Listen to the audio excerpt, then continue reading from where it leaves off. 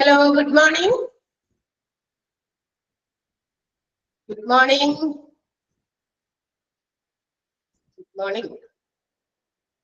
Sound off ആണോ? ആരുടെ sound കേൾക്കണല്ലോ? Sound of അല്ലല്ലോ? Good morning, ma'am. ആ, ഒരു ഗുഡ് മോർണിംഗ് ഒന്ന് കേക്കട്ടെ. കുറെ ദിവസം കഴിഞ്ഞിട്ടൊക്കെ കാണണല്ലേ? അല്ലെ, ഒരു ദിവസം കൂടി എക്സ്ട്രാ നമുക്ക് ഹോളിഡേ വന്നപ്പോ നല്ല സൗണ്ട് ഒക്കെ കേൾക്കാനാണ്. അതുകൊണ്ടായി ചോദിക്കണേ. ഓക്കെ, നമ്മള് ടാലന്റ് മാനേജ്മെന്റ് എടുത്തോണ്ടിരുന്നത് അല്ലേ? Yes, ma'am. പേജ് നമ്പർ ഉണ്ടോ മക്കളെ? ഇതിനകത്ത് നിങ്ങൾ പറഞ്ഞ പേജ് നമ്പർ ആയിരുന്നില്ല. Page number 83. ആ, കിട്ടി. Okay. So, are you ready? എല്ലാവരും റെഡി ആയോ? Yes, ma'am. യെസ്. നമ്മള് എന്താ പറഞ്ഞുകൊണ്ട് നിന്നത്? അതായത് നമ്മൾ എവിടെയാ പറഞ്ഞു നിർത്തിയത് ഓർമ്മയുണ്ടോ? അതായത് മാനേജ്മെന്റിന്റെ ലൈഫ് സൈക്കിളിൽ വരുന്ന കുറെ എന്താ പറയാ പ്ലാനുകളാണ് അല്ലെ? പ്ലാനുകളാണ് നമ്മൾ ക്ലാസ്സിൽ പറഞ്ഞു. കുറച്ച് പ്ലാൻസ് നമ്മൾ പറഞ്ഞു ഓൾറെഡി. ലൈഫ് സൈക്കിളിൽ ടാലന്റ് മാനേജ്മെന്റ് ലൈഫ് സൈക്കിളിന്റെ കുറച്ച് പ്ലാനുകൾ, ഓർഗനൈസേഷണൽ പ്ലാൻ, ഓർഗനൈസേഷൻ്റെതായ ചില പ്ലാനുകൾ, റിക്രൂട്ട്മെന്റുമായി ബന്ധപ്പെട്ടിട്ടുള്ള plan, development plan, assessment plan, then retention plan to retain the employees. എംപ്ലോയീസിന്റെ ടേൺ ഓവർ ഇല്ലാതെ അവരെ എല്ലാവരെയും ടാലന്റഡ് ആയിട്ടുള്ള എംപ്ലോയീസിനെ നിലനിർത്തുക എന്നുള്ളതിന് വേണ്ടിയിട്ട് കുറെ കാര്യങ്ങളൊക്കെ പ്ലാൻ ചെയ്യേണ്ടി വരും. അതൊക്കെ പറഞ്ഞു. ഇനി നമുക്ക് അടുത്തത് 6ാമത്തെ 7ാമത്തെ 2 പ്ലാൻ കൂടി ഉണ്ട്. 2 ഉണ്ട്. ഒന്ന് ഔട്ട് പ്ലേസ്മെന്റ് പ്ലാൻ ആണ്. Out placement plan. അപ്പൊ അതാണ് ഇനി നമുക്ക് പറയുന്നത്. നോക്കിയേ, എല്ലാവരുടെയും നോട്ടും എന്താന്ന് വെച്ചാൽ സ്റ്റഡി മെറ്റീരിയൽസ് ഒക്കെ കയ്യിലുണ്ടോ? അവിടെ വരെ എത്തിയോ? ആ പോയിന്റിലേക്ക് ഒന്ന് വേഗം എത്താമോ?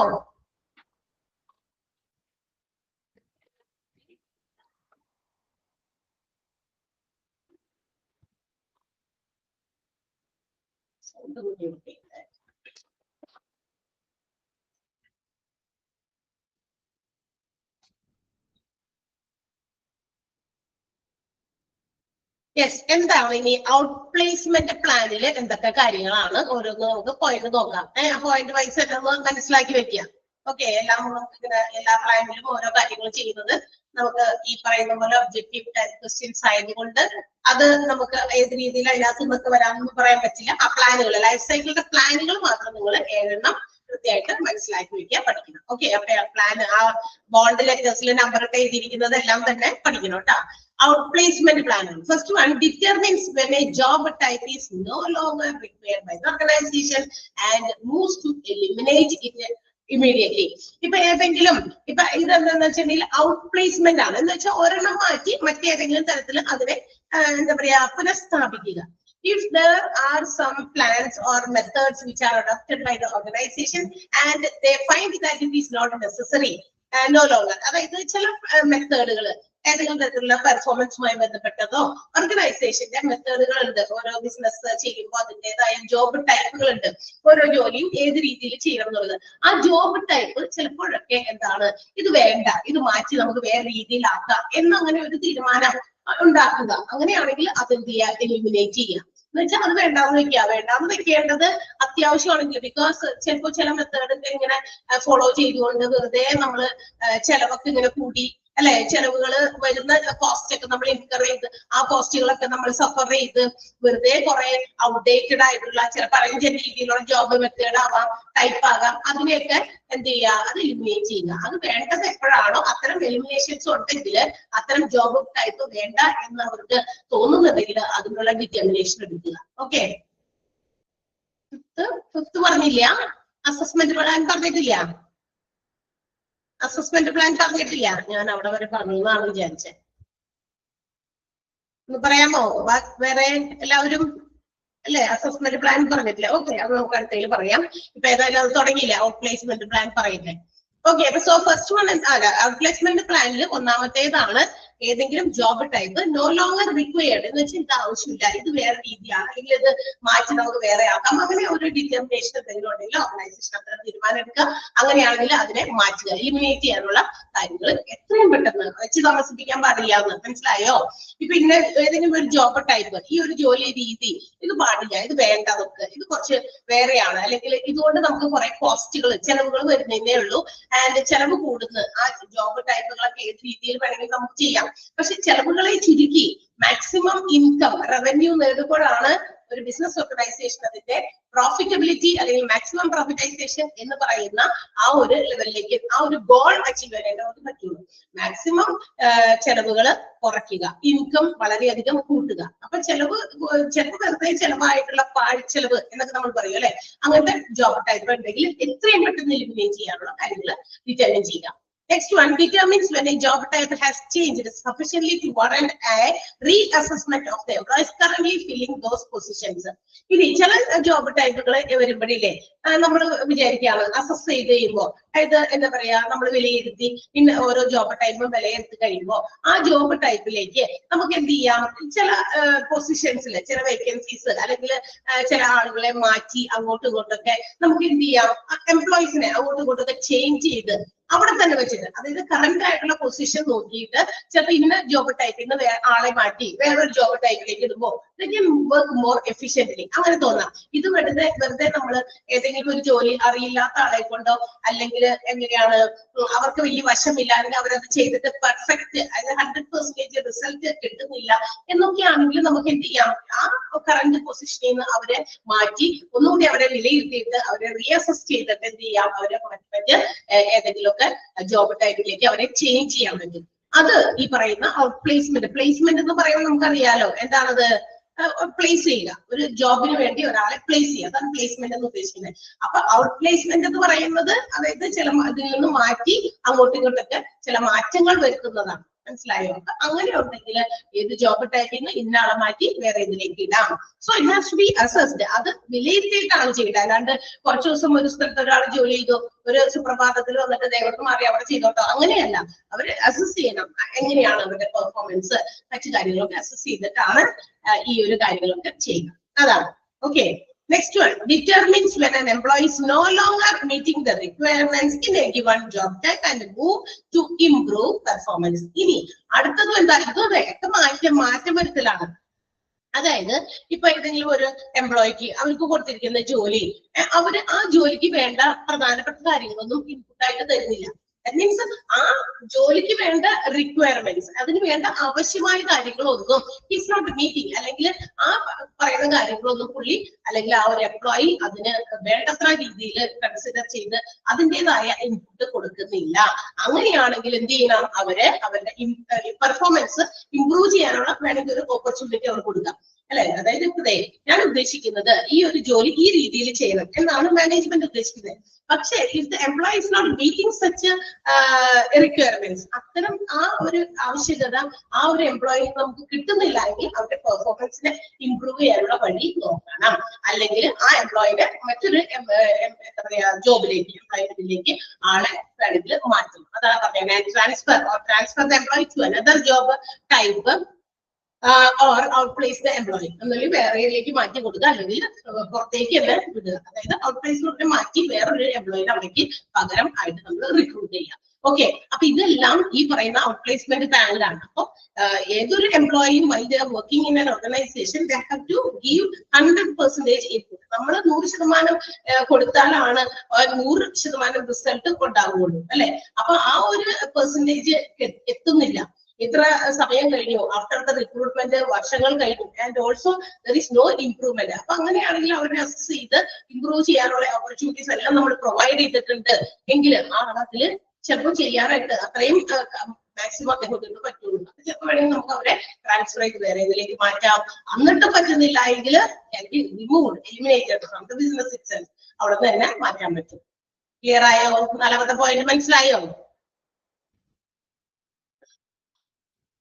4 3ാമത്തെ പോയിന്റ് മനസ്സിലായോ? Okay, last one, determine why people are leaving the organization on their own and take steps to improve negative situations. ഇതൊരു നെഗറ്റിവിറ്റി ആണ്. ഒരു ഓർഗനൈസേഷനിൽ നിന്ന് എംപ്ലോയീസ് കൊഴിഞ്ഞു പോകുന്നുണ്ടെങ്കിൽ എന്ന് വെച്ചാൽ അവിടെ നിൽക്കാൻ പറ്റുന്നില്ല, there may be some other reasons for it. അതിന് വേണ്ടിയിട്ട് പല കാരണങ്ങളുണ്ടായിരിക്കാം.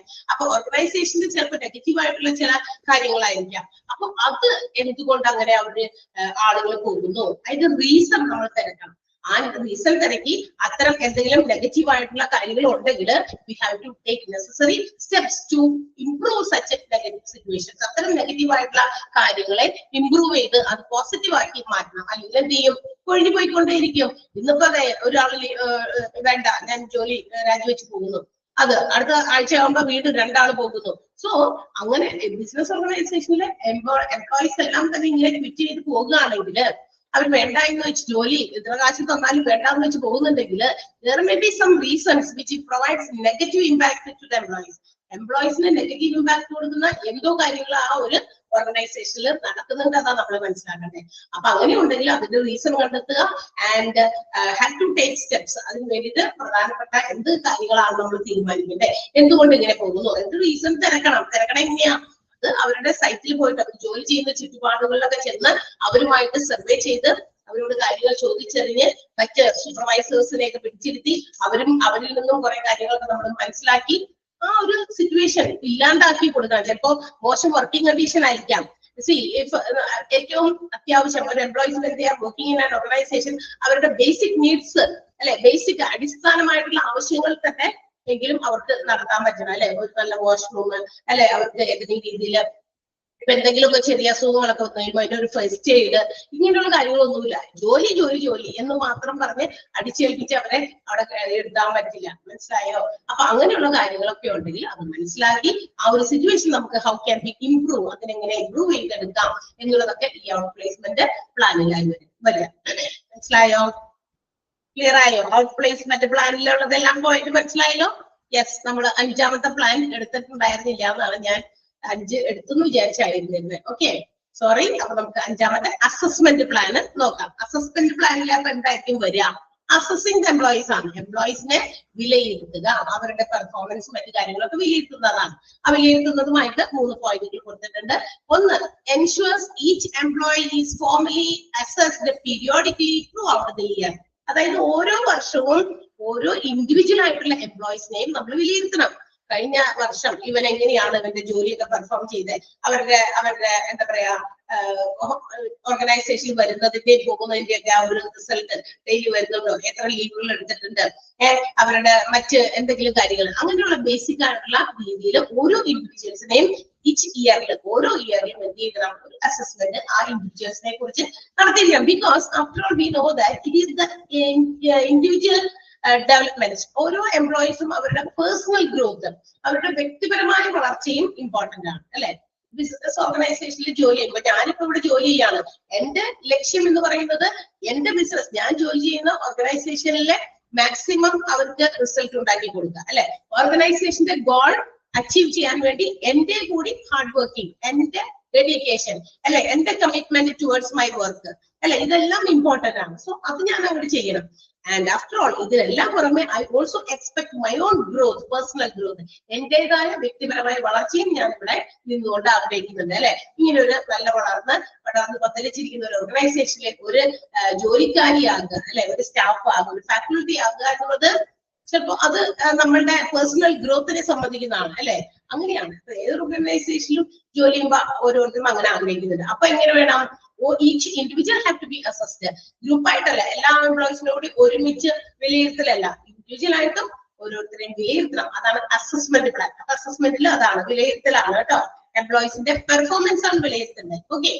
Next one, compares each employee to establish the standards, behavioral and cultural norms and rates each employee within the job type against their peers. ഓരോ ജോലിക്കാരും അവനവന്റെ ജോലിയുമായിട്ട് ബന്ധപ്പെട്ട് അവരുടെ എന്തൊക്കെയാണോ ആ ഓർഗനൈസേഷന്റെ റൂൾസ്, അവിടുത്തെ കൾച്ചറൽ ആയിട്ടുള്ള രീതികൾ എന്തൊക്കെയാണ്, അവരുടെ ബിഹേവിയർ എങ്ങനെയാണ്, അതുപോലെ തന്നെ ഓർഗനൈസേഷൻ ഒരു സ്റ്റാൻഡേർഡ് എസ്റ്റാബ്ലിഷ് ചെയ്ത് വെച്ചിട്ടുണ്ട്. എന്നുവെച്ചാൽ ഓരോ എംപ്ലോയിയിൽ നിന്നും ഇത്ര നമ്മൾ എക്സ്പെക്ട് ചെയ്യുന്നുണ്ട്. 80% റിസൾട്ട് കിട്ടണം ഓരോ എംപ്ലോയീസിൽ നിന്നും. 100% ആണ്, പക്ഷെ ഒരു സ്റ്റാൻഡേർഡ് നിലവാരം 80% അവരിൽ നിന്ന് നമുക്കൊരു റിസൾട്ട് കിട്ടണം എന്ന് ഒരു സ്റ്റാൻഡേർഡ് ഫിക്സ് ചെയ്ത് വെച്ചിട്ടുണ്ട്. അതൊക്കെ ഓരോ എംപ്ലോയിയുടെയും എത്രത്തോളം ഉണ്ടെന്ന് കമ്പയർ ചെയ്യാം, ഓരോരുത്തരെയും കമ്പയർ ചെയ്യാം. If for example ABCD 4 employees ആണ് വർക്കിംഗ് ഇൻ ആൻ ഓർഗനൈസേഷൻ. അപ്പൊ എയുടെ പെർഫോമൻസ്, എയുടെ ബിഹേവിയറൽ പാറ്റേൺ, എങ്ങനെയാണ് ജോലികൾ ചെയ്യുന്നത്, ആളുടെ എന്താ പറയാ ഓർഗനൈസേഷനിലെ നോംസ്, കണ്ടീഷൻസ്, അവിടുത്തെ വ്യവസ്ഥകളും അവസ്ഥകളും ഒക്കെ അനുസരിച്ച് തന്നെയാണോ ജോലി ചെയ്യുന്നത്. സോ ഓരോ ജോബ് ടൈപ്പ്, അവൻ ചെയ്യുന്ന ജോലിയുടെ രീതി എന്താണ്, ഏത് ടൈപ്പ് ഓഫ് ജോലിയാണ് ചെയ്യുന്നത്, ആൻഡ് ഓർഗനൈസേഷൻ സെറ്റ് ചെയ്തിരിക്കുന്ന ആ സ്റ്റാൻഡേർഡ്, എസ്റ്റാബ്ലിഷ് ചെയ്തിരിക്കുന്ന സ്റ്റാൻഡേർഡ് ഇവൻ ഗെയിൻ ചെയ്യുന്നുണ്ടോ, നേടുന്നുണ്ടോ, കണ്ടോ. അങ്ങനെ ആ എയുടെ വിലയിരുത്തുന്നു, അതുപോലെ ബിയുടെ, സിയുടെ ഓരോ എംപ്ലോയീസിന്റെയും അങ്ങനെ വിലയിരുത്തുക. എന്നിട്ട് കമ്പയർ ചെയ്യുക. എയുടെ പെർഫോമൻസ് എത്രയാണ്, അവൻ ഒരു 75%ലേക്ക് എത്തിയിട്ടുള്ളൂ, 80% ആണ് നമ്മൾ സ്റ്റാൻഡേർഡ് ഫിക്സ് ചെയ്യുന്നത്. But D has reached 90%. പക്ഷെ നമ്മുടെ D എന്ന് പറയുന്ന ആള് ഒരു 90%ലേക്ക് എത്തുന്നു. എക്ക് അവിടെ വരെ എത്താനേ പറ്റുള്ളൂ, 70% റിസൾട്ട് കൊടുക്കാനേ പറ്റുള്ളൂ. But how D had attained such a result? പക്ഷെ D എന്തുകൊണ്ട് D 90% നേട്ടത്തിലേക്ക് വന്നു? ആ ഒരു കമ്പാരിസൺ മനസ്സിലായോ? അപ്പൊ അവിടെ എന്താ പോരായ്മ നോക്കണം. എനിക്കെന്താ അങ്ങനെ അറ്റൈൻ ചെയ്യാൻ പറ്റാത്തത്? ആ പറ്റാത്തതിനെ എങ്ങനെ നമുക്ക് അതിനെ ഇംപ്രൂവ് ചെയ്യിപ്പിക്കാൻ പറ്റും? ഓർഗനൈസേഷന്റെ ഭാഗത്ത് നിന്ന് what can be done, എന്ത് ചെയ്യാൻ പറ്റും? ഓൾ ദീസ് തിങ്സ് അതൊക്കെയാണ്. അതൊക്കെ വിലയിരുത്തുന്നതിന്റെ ഭാഗമായിട്ടാണ് ആ റിസൾട്ടിൽ നിന്നാണ് അവരെന്ത് ചെയ്യുന്നത്, ചെയ്യേണ്ടത് അല്ലെ, ബാക്കിയുള്ള കാര്യങ്ങൾ. So assessment is very important. Employee performance assessment എന്ന് പറയുന്നത് ഓർഗനൈസേഷനെ സംബന്ധിച്ച് വളരെയധികം ഇമ്പോർട്ടന്റ് ആയിട്ടുള്ള കാര്യമാണ്. And the last one ensures that development plans are placed in for all employees, that the corrective actions plans exist for underperforming employees. അതിനുശേഷം എന്താ, development പ്ലാനുകൾ നമ്മുടെ ഓർഗനൈസേഷൻ എന്ന് എസ്റ്റാബ്ലിഷ് ചെയ്തു അന്ന് മുതൽ ഇന്ന് വരെ എല്ലാം ഒരേ രീതിയിൽ വലിയ ബാധ്യതയൊന്നുമില്ല. അന്ന് എങ്ങനെയായിരുന്നു ഇപ്പോഴും അങ്ങനെ തന്നെ. There are some business organizations like that. അങ്ങനെയുള്ള ബിസിനസ് സ്ഥാപനങ്ങളുണ്ട്. അതേസമയം നമ്മൾ സ്റ്റാർട്ട് ചെയ്തപ്പോൾ വളരെ കുഞ്ഞ് ഒരു ബിസിനസ് സംരംഭമായി സ്റ്റാർട്ട് ചെയ്തു. ഇന്ന് ഇതിങ്ങനെ പടർന്ന് പന്തലിച്ച് വലിയ ഒരു സംരംഭം അല്ലെങ്കിൽ നാട് ഓരോ എന്താ പറയാ രാജ്യത്ത് മാത്രമല്ല പല രാജ്യങ്ങളിലേക്കും സ്പ്രെഡ് ചെയ്തിരിക്കുന്ന ഒരു ബിസിനസ് ഓർഗനൈസേഷൻ ആയിട്ട് മാറിക്കഴിഞ്ഞാൽ അത്തരം സാഹചര്യങ്ങളും ഉണ്ട് അല്ലെ. അതായത് നമുക്കറിയാം ഒരുപാട് ബിസിനസ് സംരംഭകർ അങ്ങനെ ചെയ്തവരുണ്ട് അല്ലെ. അപ്പൊ അതുപോലെ തന്നെ അപ്പൊ അങ്ങനെയുള്ള എംപ്ലോയീസ് അവരുടെ ഡെവലപ്മെന്റുകൾ ഉറപ്പുവരുത്തുക. ഓരോ ബിസിനസ് ഓർഗനൈസേഷനും ജോലി ചെയ്യുന്ന എംപ്ലോയീസിന്റെ എത്രത്തോളം അവർ പുരോഗമിച്ചിട്ടുണ്ട്, അപ്പൊ അതനുസരിച്ച് അവരുടെ ഡെവലപ്മെന്റ് പ്ലാനുകൾ ബിസിനസ് ഓർഗനൈസേഷനിൽ കൊണ്ടുവരിക. ആ ഡെവലപ്മെന്റ് പ്ലാനുകൾക്ക് പ്രൊപ്പോർഷനേറ്റ് ആയിട്ട് എംപ്ലോയീസും അവരവരുടെ രീതിയിൽ ഡെവലപ്ഡ് ആകുന്നുണ്ട്. And if there is some underperformed employees, എന്നാൽ അങ്ങനെ നമ്മൾ വിലയിരുത്തുമ്പോൾ അണ്ടർ പെർഫോംഡ് ആയിട്ടുള്ള എംപ്ലോയീസ് ഉണ്ടെങ്കിൽ, അണ്ടർ പെർഫോംഡ് മീൻസ് നമ്മൾ എക്സ്പെക്ട് ചെയ്യുന്ന പെർഫോമൻസിന് ബിലോ ഉള്ള ആളുകൾ ഉണ്ടെങ്കിൽ they have to take some corrective actions അല്ലെങ്കിൽ corrective action plans ഇവരെയൊക്കെ എങ്ങനെ നമുക്ക് കറക്റ്റ് ചെയ്യാം, എന്തുകൊണ്ട് അവരങ്ങനെ അത്രയും താഴെ പോയി, അതിന് വേണ്ടിയിട്ട് എന്ത് പുതിയ പ്ലാൻ നമുക്ക് കൊണ്ടുവരാം. All these can be done only through assessment. ഇതെല്ലാം നമുക്ക് ചെയ്യാൻ പറ്റുന്നത് എങ്ങനെയാ? എംപ്ലോയീസിനെ അസസ് ചെയ്തിട്ടാണ്. ഓക്കെ, അപ്പൊ ഡെവലപ്മെന്റ് പ്ലാനുകൾ നമ്മൾ ഉറപ്പുവരുത്തുക. ഡെവലപ്മെന്റ് പ്ലാൻ കൊണ്ടുവരുന്നത് എംപ്ലോയീസിന്റെയും കൂടി ഡെവലപ്മെന്റിന് വേണ്ടിയിട്ടാണ്. And if they find there are some underperformed employees, corrective action plans have to be undertaken. നല്ല കറക്റ്റീവ് ആയിട്ടുള്ള അവരെ തിരുത്താൻ പറ്റുന്ന നല്ല രീതിയിലുള്ള പ്ലാനുകൾ നടപ്പിലാക്കുക. Got it? ക്ലിയർ ആയോ? അസസ്മെന്റ് പ്ലാനിലെ 3 പോയിന്റും മനസ്സിലായോ? Okay, and the last one, അവസാനത്തെ പ്ലാൻ ആണ്. 7 പ്ലാനിന്റെ last one feedback loop. Feedback ആണ്. എന്താ പറയാ, ഫീഡ്ബാക്ക് എന്ന് പറയുമ്പോൾ നമുക്ക് എന്താ, ഇപ്പൊ നമ്മൾ if you have experienced something, the review of that, ആ ഒരു നമ്മൾ എന്തെങ്കിലും ഒരു എക്സ്പീരിയൻസ് ചെയ്ത് കഴിയുമ്പോൾ നമുക്ക് അതിൽ നിന്ന് കിട്ടുന്ന എന്താ പറയാ, എന്താണോ നമ്മൾ അനുഭവിച്ചത് അത് നമ്മൾ എന്ത് ചെയ്യുക, ഒരു ഫീഡ്ബാക്ക് ആയിട്ട് നമ്മൾ പല കാര്യങ്ങളിലും പറയാറുണ്ട് അല്ലെ. ഇവിടെ നമുക്ക് എന്തൊക്കെയാണ് അപ്പൊ ഫീഡ്ബാക്കുമായി ബന്ധപ്പെട്ടിട്ടുള്ള പ്ലാനുകൾ ചെയ്യേണ്ടത്? First one, design a feedback system that has input points throughout the employee life cycle and that captures relevant data, establishes trends and provide managers and supervisors with usable data. അതായത് ഇപ്പൊ നമ്മൾ എംപ്ലോയീസ് അവരുടെ organisation when they are working, അവരുടെ employee life, അതായത് തൊഴിലാളി എന്നുള്ള രീതിയിൽ, ജോലിക്കാരൻ എന്നുള്ള രീതിയിൽ അവർക്ക് ഒരു ലൈഫ് സൈക്കിൾ ഉണ്ട് within the organisation. So they have to get some feedback from the employees. തീർച്ചയായിട്ടും ഇടയ്ക്കിടയ്ക്ക് എംപ്ലോയീസിൽ നിന്നും ഒരു ഫീഡ്ബാക്കുകൾ റിസീവ് ചെയ്യുന്നത്, ആക്സെപ്റ്റ് ചെയ്യുന്നത് നല്ലതായിരിക്കും.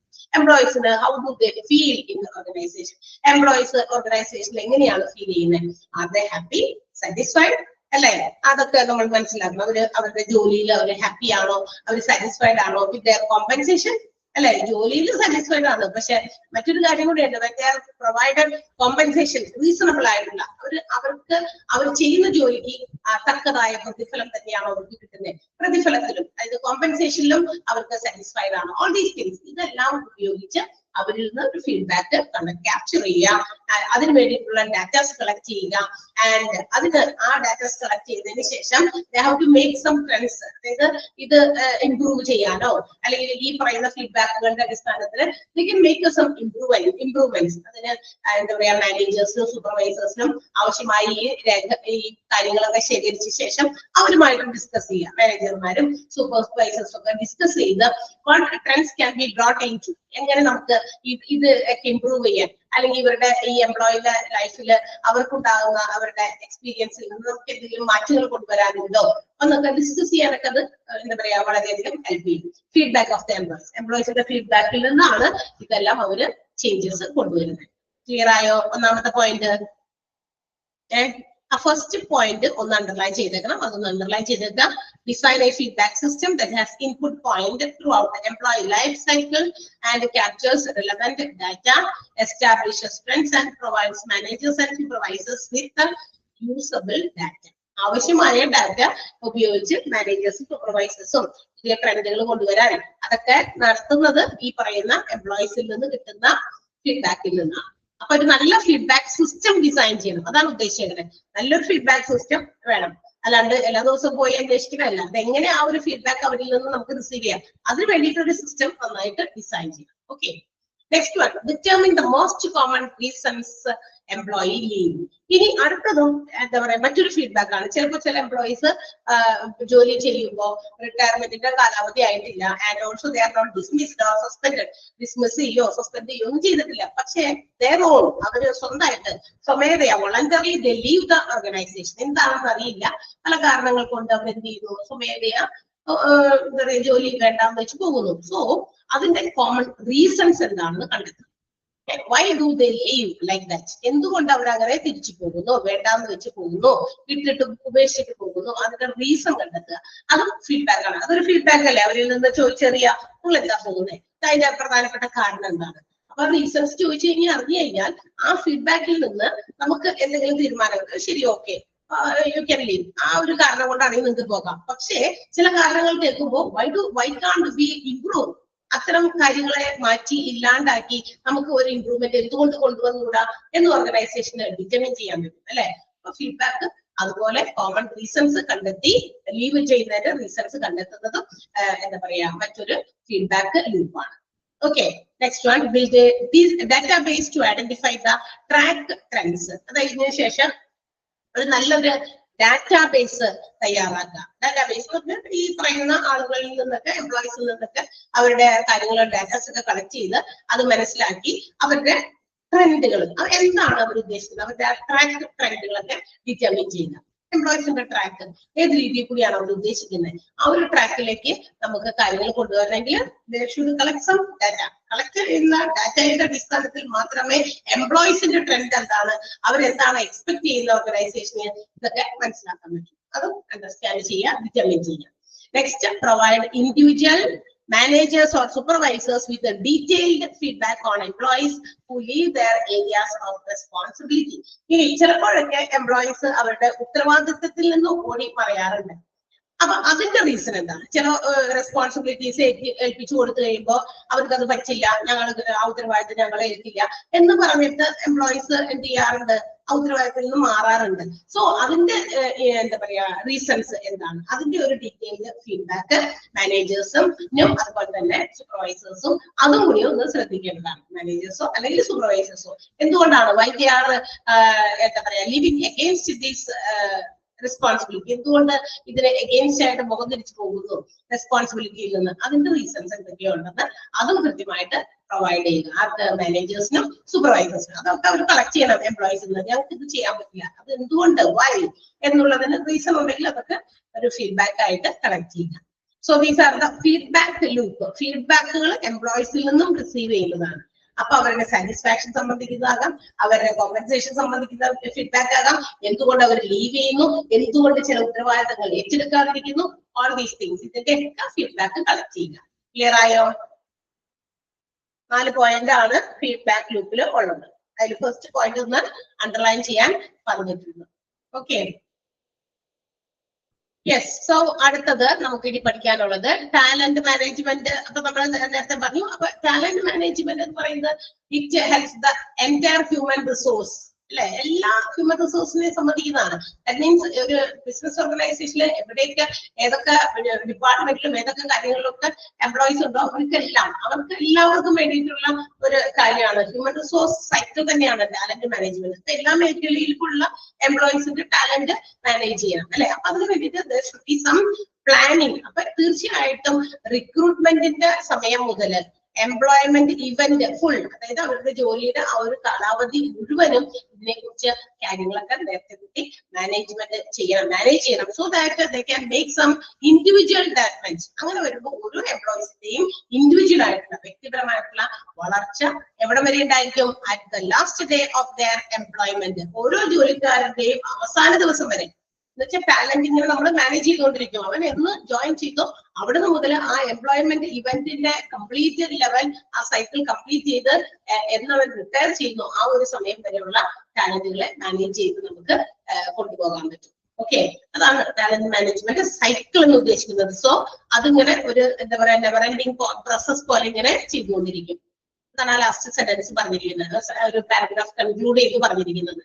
ഒന്ന് അണ്ടർലൈൻ ചെയ്യാമോ? Talent management life cycle looks at the entire human resource cycle from the business plan phase to the recruiting and employment event through the individuals development cycle to the last day of employment of that employee. Employee വരെ മതി, ആ എംപ്ലോയോടൊന്നും വേണ്ട.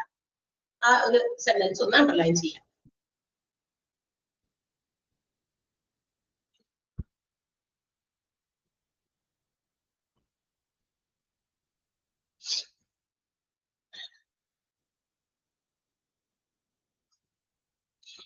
Yes.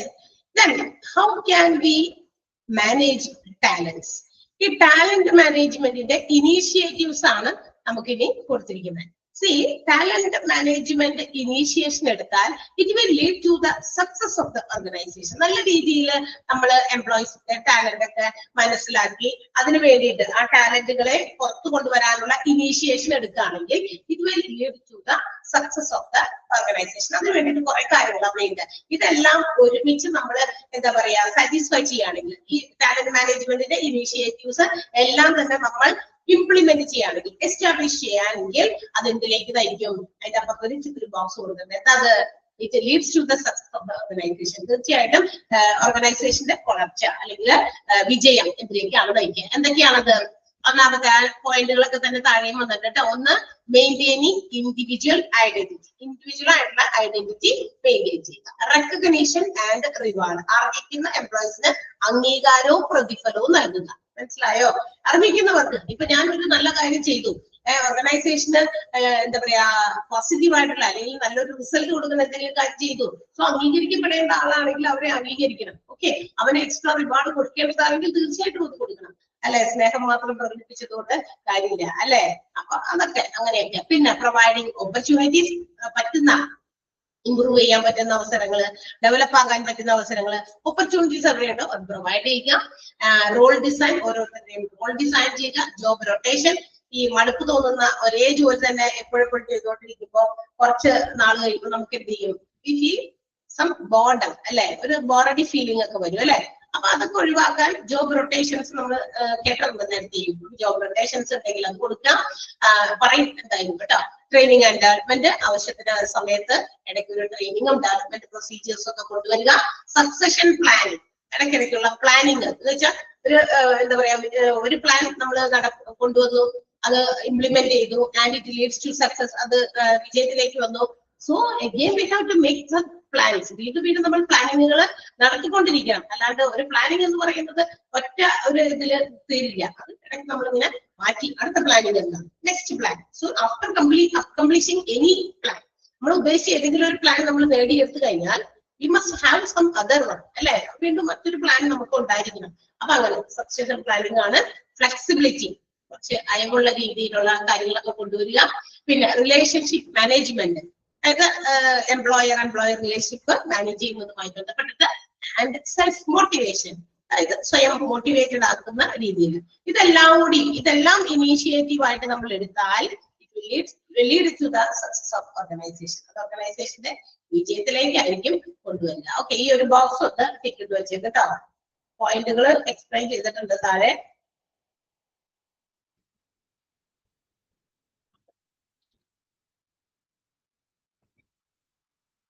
See, so who is responsible for taking such initiation? ഇത്തരം initiation ആരാ എടുക്കണ്ടേ?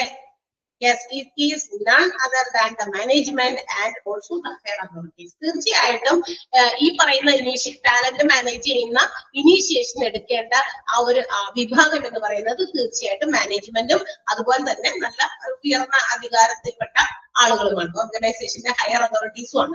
They have to take initiation. അതായത് ഒരു ഡെവലപ്മെന്റിന് വേണ്ടി, പേഴ്സണൽ ഡെവലപ്മെന്റ്, എംപ്ലോയീസിന്റെ വ്യക്തിപരമായ വളർച്ചയായിക്കോട്ടെ, ആൻഡ് ഓൾസോ ഓർഗനൈസേഷന്റെ ലോങ് ടേം അസോസിയേഷൻ, അല്ലെ? അത് ദീർഘകാല ഒരു എന്താ പറയാ വിജയത്തിന് വേണ്ടി ആയിക്കോട്ടെ, എന്തൊക്കെയാണെങ്കിലും ആ ഒരു ഇനീഷ്യേഷൻ തുടങ്ങേണ്ടത് ആരാണ്? മാനേജ്മെന്റും അതുപോലെ തന്നെ ഹയർ അതോറിറ്റീസുമാണ്. ഇനി how they can motivate or initiate the employees. എംപ്ലോയീസിനെ നമുക്ക് എങ്ങനെ റിട്ടൈൻ ചെയ്ത് അവർക്ക് കൂടുതൽ ഇനീഷ്യേഷൻ കൊടുത്ത് എങ്ങനെ നമുക്ക് അവരെ ഡെവലപ്ഡ് ആക്കി മോട്ടിവേറ്റഡ് ആക്കി കൊണ്ടുവരാൻ പറ്റും? അതിന് ചില പോയിന്റുകളാണ് നമ്മൾ ആ ബോക്സിൽ കണ്ട സാധനങ്ങൾ തന്നെ ഇവിടെ താഴെ വന്നിട്ടുണ്ട് കേട്ടോ. അതിനു മുമ്പ് ഫസ്റ്റ് സെന്റൻസ് ഒന്ന് അണ്ടർലൈൻ ചെയ്തിട്ട്, managers and the higher authorities തുടങ്ങി വിത്തിൻ ദ ഓർഗനൈസേഷൻ വരെ ഒന്ന് അണ്ടർലൈൻ ചെയ്യാം.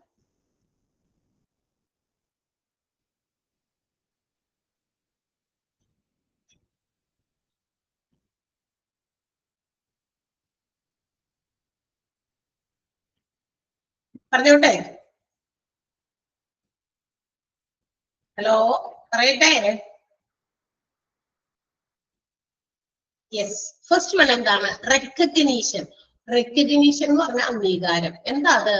അതായത് എംപ്ലോയീസിന്റെ കോൺട്രിബ്യൂഷൻ. ഇപ്പൊ ഓരോ എംപ്ലോയിയും by the contributing their services to the organization, അവരുടേതായ സേവനം അവര് ഒരു കോൺട്രിബ്യൂട്ട് ചെയ്യുന്നുണ്ട് ഓർഗനൈസേഷന് വേണ്ടിയിട്ട്, അല്ലെങ്കിൽ അവരുടെ ജോലി, അവർ ചെയ്യുന്ന ജോലി, അങ്ങനെ അതിനനുസരിച്ച് അവർ കോൺട്രിബ്യൂട്ട് ചെയ്യുന്നത് എന്താണോ, അവർ ചെയ്യുന്ന ജോലി എന്താണോ അതിന് വേണ്ടിയിട്ട് അവർക്ക് ആവശ്യത്തിന് അംഗീകാരം കൊടുക്കുക. മാത്രമല്ല അവരെ ഒന്ന് ബൂസ്റ്റപ്പ് ചെയ്ത് അവർക്ക് സെൽഫ് കോൺഫിഡൻസ് വളർത്താനുള്ള സാഹചര്യങ്ങൾ കൊടുക്കുക, അല്ലെ? ബൂസ്റ്റപ്പ് ചെയ്യുക. Employees whatever they are doing, organisation എന്തെങ്കിലുമൊക്കെ ചെയ്യുമ്പോൾ അവരെ ബൂസ്റ്റ് ചെയ്യാനും അവർക്ക് ഇൻഡിവിജ്വൽ ആയിട്ടുള്ള ഗ്രോത്തിന് വേണ്ടിയിട്ട് എന്തൊക്കെ കാര്യങ്ങൾ ചെയ്യാൻ പറ്റും പറ്റുമോ, അംഗീകാരങ്ങൾ ഉണ്ടെങ്കിൽ അംഗീകാരം കൊടുക്കുക. ഒരു അതായത് മറ്റുള്ളവരുടെ ഇടയിൽ തങ്ങളെ ഒരു അംഗീകാരം നൽകി ഒന്ന് പ്രോത്സാഹിപ്പിക്കേണ്ടത് അത്യാവശ്യമാണെങ്കിൽ അത് ചെയ്യണം. അല്ലാതെ അത് മനസ്സിൽ വെക്കല്ല, ആരുമില്ലാതെ വിളിച്ചിരുന്നില്ലോ നീ ചെയ്തത് നന്നായി എന്ന് പറയുന്നതിലല്ല, അല്ലെ? നമ്മള് നമ്മുടെ ഓർഗനൈസേഷനിൽ ഇത്രയും വലിയൊരു നേട്ടം ഉണ്ടാക്കി, അതിന്റെ പിന്നിൽ പ്രവർത്തിച്ച ഇന്ന എംപ്ലോയി ആണ്, അല്ലെങ്കിൽ ഈ പറയുന്ന എംപ്ലോയീസിന്റെ ഒരു ടീമാണ് എന്ന് പറയാനായിട്ട് കിട്ടുന്ന സാഹചര്യം ഉണ്ടെങ്കിൽ തീർച്ചയായിട്ടും അത് ചെയ്യണം.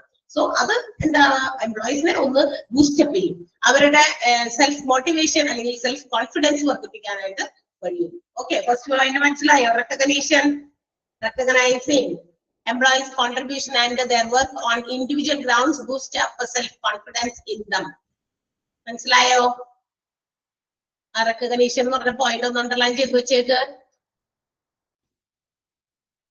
നമ്മൾ നേരത്തെ പഠിച്ച പ്ലാനുകളിൽ അധികം ഒന്നും നമ്മൾ അണ്ടർലൈൻ ചെയ്തിട്ടില്ല, ഇതൊന്നും അണ്ടർലൈൻ ചെയ്തേക്കാം. Okay, next one remuneration and reward ആണ്, അല്ലെ? പ്രതിഫലവും അതുപോലെ തന്നെ അവരുടെ എന്താ പറയാ റെമ്യൂണറേഷൻ. റെമ്യൂണറേഷൻ എന്ന് പറഞ്ഞാൽ എന്താ, നമ്മൾ ചെയ്യുന്ന ജോലിക്ക് നമുക്ക് കിട്ടുന്ന പ്രതിഫലം, അല്ലെ? റിവാർഡ്, അവാർഡ്, അതൊക്കെ.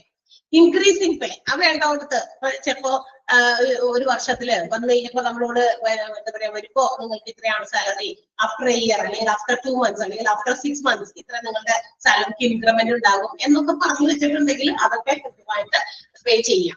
അല്ലെങ്കിൽ പിന്നീടാണെങ്കിലും ഈ ഓർഗനൈസേഷൻ വന്നപ്പോ അവർക്ക് കൊടുത്ത സാലറി ഇതാണ്, അന്നേരം ഇൻക്രിമെന്റ് ഉണ്ടാവുന്നത് പറഞ്ഞിട്ടില്ല എങ്കിലും according to the development of the ഓർഗനൈസേഷന്റെ വികസനം, അവർ നേടുന്ന ലാഭം ഈ പറയുന്ന വന്നപ്പോ അവർ തന്ന കോൺട്രിബ്യൂഷനിൽ തന്നെ ഇത്രയും 1 or 10 വർഷമൊക്കെ കഴിഞ്ഞു നിൽക്കുമ്പോഴും അതേ പ്രോഫിറ്റബിലിറ്റി ആയിരിക്കില്ല ചിലപ്പോൾ അവരുടെ ഓർഗനൈസേഷൻ ഉണ്ടാകുക. അപ്പൊ പ്രോഫിറ്റബിലിറ്റി കൂടുന്നതനുസരിച്ച് ചില ചെറിയ ഒരു ഇൻക്രിമെന്റുകൾ അവരുടെ പേയ്മെന്റിലും എംപ്ലോയീസിന്റെ പേയ്മെന്റിലും കൊടുക്കാൻ പറ്റുമെങ്കിൽ കൊടുക്കാം. റെമ്യൂണറേഷൻ ഓൾസോ അതുപോലെ തന്നെ ഫോർ ദെയർ ബെറ്റർ പെർഫോമൻസ്. കാരണം എന്താ, ഒരു പെർഫോമൻസ് ഓരോ വർഷം ചെല്ലുന്തോറും അല്ലെങ്കിൽ ഓരോ മാസങ്ങൾ കഴിയുന്തോറും അത് ബെറ്റർ ആയിട്ടാണ് വരിക.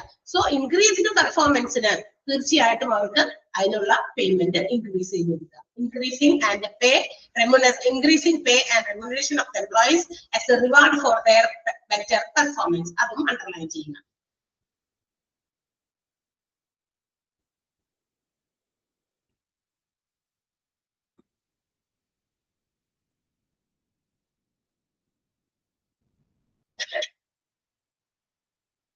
ചെയ്തോ? പറഞ്ഞോട്ടെ അടുത്തത്. ഓക്കെ, മൂന്നാമത്തെ പ്രൊവൈഡിങ് ഓപ്പർച്യൂണിറ്റീസ്, അവസരങ്ങൾ നൽകുക, അല്ലെ? Giving the charge of challenging projects. അതായത് ചില എംപ്ലോയീസ് അവരത് ചെയ്യും എന്ന് നമുക്ക് കോൺഫിഡന്റ് ആണെങ്കിൽ അവർക്ക് കുറച്ച് ചാലഞ്ചിങ് ആയിട്ടുള്ള ചില പ്രോജക്ട്സുകൾ അവർക്ക് കൊടുക്കുക. അപ്പൊ അത് അവർക്ക് എന്ത് കിട്ടും, അവരുടെ എന്നിൽ മറ്റാർക്ക് കൊടുക്കാതെ അത് എനിക്ക് തന്നല്ലോ എന്നുള്ള ആ ഒരു ഫീലിംഗ് വരും, അല്ലെ? അപ്പൊ അവരെ കൂടുതൽ കോൺഫിഡന്റ് ആകും. എന്നില് എന്തുകൊണ്ട് ആ ഒരു ജോലി തന്നു, മറ്റുള്ളവർ കൊടുക്കാതെ എന്തുകൊണ്ട് എന്നിൽ തന്നു. അപ്പൊ എന്റെ തന്നെ ആത്മവിശ്വാസത്തെ എനിക്ക് വർദ്ധിപ്പിക്കാനായിട്ട് സാധിക്കുന്ന കാര്യങ്ങളാണ്. മനസ്സിലായോ? അപ്പൊ അവസരങ്ങൾ കിട്ടുമ്പോൾ തീർച്ചയായിട്ടും അത് കൊടുക്കേണ്ടവർക്ക് അത്തരം ചാലഞ്ചിങ് ആയിട്ടുള്ള പ്രോജക്ട്സുകൾ പ്രൊവൈഡ് ചെയ്ത് അവരുടെ ചില അധികാരമായിരിക്കാം, ചില ഉത്തരവാദിത്തമായിരിക്കാം, അങ്ങനെ കൊടുക്കുമ്പോൾ അത് അവരിൽ കൂടുതൽ മാറ്റങ്ങൾ കൊണ്ടുവരും. That means they become more confident. കൂടുതൽ എന്താ പറയാ കോൺഫിഡന്റ് ആയി അത്തരം എംപ്ലോയീസ് മാറാൻ സാധ്യതയുണ്ട്. Giving the charge of challenging projects to the employees along with the authority and responsibility. അധികാരവും ഉത്തരവാദിത്തത്തോടൊപ്പം തന്നെ ചില ചാലഞ്ചിങ് ആയിട്ടുള്ള പ്രോജക്ട്സ് എംപ്ലോയീസിന് കൊടുത്തു കഴിഞ്ഞാൽ makes them more confident. അപ്പൊ ഞാൻ എന്തായി കൂടുതൽ കോൺഫിഡന്റ് ആകും. ക്ലിയർ ആയോ? പോയിന്റിന്റെ അർത്ഥം മനസ്സിലായോ? Providing opportunities. മനസ്സിലാവാത്തവരുണ്ടോ? ഒന്ന് വായിച്ചു നോക്കാമോ ആ 3 പോയിന്റ്? ഇപ്പൊ പറഞ്ഞ 3 point: recognition, remuneration and reward, providing opportunities.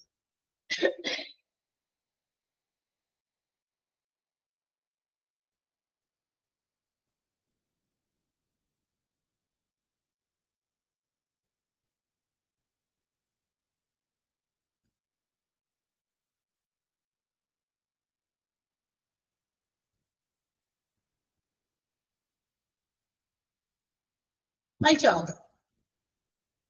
സംശയമൊന്നുമില്ലല്ലോ?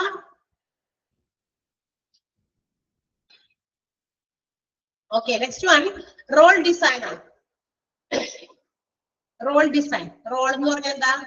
അപ്പൊ ഞാൻ ഇവിടെ എന്ത് റോളാണോ വഹിക്കുന്നത് ഒരു ടീച്ചറിൻ്റെതായ റോളാണ്. ഓരോ employees have their own role in their organisation. ബിസിനസ്സിൽ ജോലി ചെയ്യുന്ന ഓരോ എംപ്ലോയീസിനും അവരവരുടേതായ റോൾ ഉണ്ട് അല്ലെ. അത് ഏത് രീതിയിലാണോ ഡിസൈൻ ചെയ്യുന്നത്, ഓരോ ഓർഗനൈസേഷനിലും ഓരോ എംപ്ലോയീസിന്റെയും ജോലി അത് കൃത്യമായ രീതിയിൽ ഡിസൈൻ ചെയ്ത് കൊടുക്കുക. ആൻഡ് ഓൾസോ അവരെ ആ ജോലിയിൽ ഓക്യുപ്പൈഡ് ആക്കുക. ഞാൻ എന്നെ ജോലി എന്നെ ചെയ്യുന്നത് അതിന്റെ അത്തരം ജോലികൾ should be flexible and also enough to inculcate and adapt the employees talent and knowledge. ഓരോ എംപ്ലോയീസിന്റെയും ടാലന്റ്, അവന്റെ കഴിവും അവന്റെ അറിവും ഉപയോഗിച്ച് അവന് എന്താ പറയാ നല്ല രീതിയിൽ അതിനെ മാനേജ് ചെയ്ത് കൊണ്ടുപോകാൻ പറ്റുന്ന ഒരു ഫ്ലെക്സിബിൾ ആയിട്ടുള്ള രീതിയിലായിരുന്നു കൊടുക്കണം. ഭയങ്കര കഠിനമായ ചെയ്യാൻ പറ്റാത്ത കാര്യങ്ങളെ കൊണ്ട് അടിച്ചേൽപ്പി ഇൻകൽക്കേറ്റ് എന്ന് പറഞ്ഞാൽ എന്താക്കി പ്രൊവൈഡ് എന്നാണ് കേട്ടോ അതിന്റെ അർത്ഥം. എന്താ പറയാ enough to inculcate എന്ന് പറഞ്ഞിട്ടുണ്ടെങ്കിൽ which provides enough to provide and adapt to the employees talent. അതായത് ഓരോ എംപ്ലോയീസിനും അവനവന്റെ ടാലന്റ് അവനവന്റെ അറിവ് അതിനനുസരിച്ചിട്ടുള്ള എന്താ പറയാ ജോലികൾ ചെയ്യാൻ പറ്റുന്ന രീതിയിൽ അത്തരം ഫ്ലെക്സിബിൾ ആയിട്ടുള്ള ജോലികളാണ് അവനില് കൊടുക്കേണ്ടത്. അതാണ് ആളുടെ റോള്. അല്ലാതെ പറ്റാത്ത കാര്യങ്ങൾ കൊണ്ടൊന്ന് അടിച്ചേൽപ്പിച്ചിട്ട് അതിൽ നിന്ന് 100% റിസൾട്ട് കിട്ടണം എന്ന് പറഞ്ഞാൽ ഇംപോസിബിൾ. അത് നടപ്പിലാവുന്ന കാര്യമില്ല. ഓക്കെ, അതാണ് എംപ്ലോയീസിന്റെ റോള് കൃത്യമായിട്ട് ഡിഫൈൻ ചെയ്യണം ആര് ഓർഗനൈസേഷൻ. ഓക്കെ, അതാണ്. ഓക്കെ,